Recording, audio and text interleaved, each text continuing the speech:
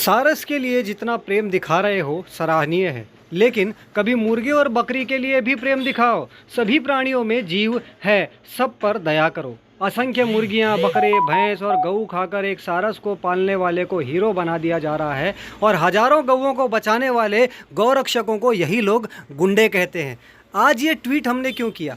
ये मामला सुर्खियों में आ चुका है, राजनीतिक रंग ले चुका है, वोट बैंक बन चुका है। अखिलेश बाबू को बहुत समस्या हो रही है कि आरिफ और सारस पक्षी की दोस्ती को तोड़ दिया गया और इसके लिए वो यूपी सरकार को और जो वहाँ के वन्य संरक्षण के अधिकारी हैं उन सबको दोषी करार दे रहे हैं। और न्यूज़ चैनल्स को भी आप देखोगे तो सारस पक्षी के दोस्त आरिफ, सारस पक्षी के दोस्त आरिफ, इसी के साथ ये न्यूज़ चला रहे हैं। आपने पहले भी एक बार देखा होगा कि किस प्रकार जो शक्तिमान घोड़ा था उसकी जो खबर थी उसको इतना ऊंचे लेवल तक ले जाया गया कि जैसे देश में उसके अलावा कोई दूसरी घटना हो ही नहीं रही। उसी प्रकार इस मामले को भी बूस्ट करने की कोशिश हो रही है और ऐसा दिखाया जा रहा है कि जो आरिफ के ऊपर अब मामला किया गया है, जो उन्हें नोटिस दिया गया है, वो गलत है, वो असंवैधानिक है, जबकि वो कानून और संविधान के नियमों के अनुरूप है। जो पक्षी को ले जाया गया, उसे चिड़ियाघर में या वन्य संरक्षण में ले जाया गया, वो भी कानून के अनुरूप है और जो आरिफ को नोटिस दिया गया वो भी कानून के अनुरूप है। लेकिन अब मीडिया वाले और कुछ राजनेता जैसे अखिलेश बाबू हैं, ये लोग ऐसा दिखाना चाह रहे हैं कि ये कानून ही गलत है या फिर ये गैर कानूनी कार्य किया गया है वन्य अधिकारियों के अनुसार। अब कुछ न्यूज़पेपर्स ने तो वन्य अधिकारियों को अमानवीय तक घोषित कर दिया और उनसे वो चाहते हैं कि अब इस सारस पक्षी को वापस आरिफ को सौंप दिया जाए, सारे कानूनों को ताक पर रखते हुए, और मानवता का परिचय दिया जाए। यहाँ विचित्र और विचारणीय बात यह है कि न जाने कितने पक्षियों को, कितनों पशुओं को डेली काट दिया जाता है खाने के लिए, और तब इन लोगों को किसी को दर्द नहीं होता। लेकिन एक पक्षी को लेकर इतना बड़ा बवंडर उठाते हैं मानो पता नहीं क्या हो गया। तो ये सारी चीज़ें, और अब एक न्यूज़ है, न्यूज़ नाशा।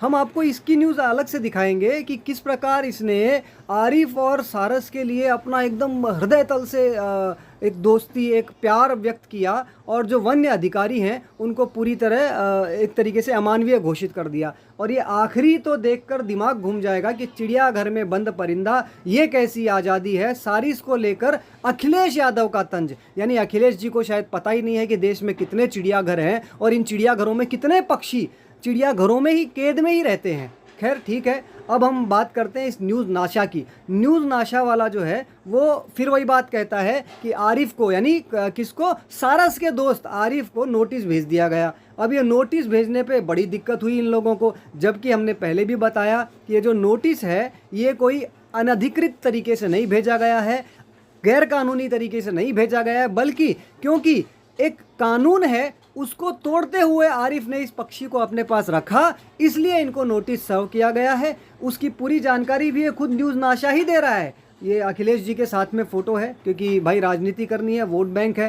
खैर छोड़िए, अब 1972 का जो वन जीव संरक्षण अधिनियम है उसकी धारा 2, 9, 29, 51 और 52 के अनुसार इस आरिफ को नोटिस दिया गया है। लेकिन इसको कैसे दिखाया जा रहा है, आप सोचिए, मतलब किस प्रकार का खेल हो रहा है, कैसे लोगों के दिमाग के अंदर कुछ और भरने की कोशिश की जा रही है। आखिरी लाइन देखिए, ऐसे में वन अधिकारियों को मानवता का परिचय देना चाहिए। यानी उनको लगता है कि ये जो सारस को, आरिफ को अलग किया है, ये एक अमानवीय कृत्य हो गया है, इससे सारस मर भी सकता है, इसलिए वन अधिकारियों को आरिफ को, उस सारस को वापस सौंप देना चाहिए। मतलब गजब ही है भाई कि तुष्टीकरण के चक्कर में या एक एजेंडे के चक्कर में ये न्यूज़ वाले और नेता इतनी मूर्खता कर बैठते हैं कि जो इनकी इस मूर्खता को देखता है वो इन पर हंसने के अलावा और कुछ कर ही नहीं सकता।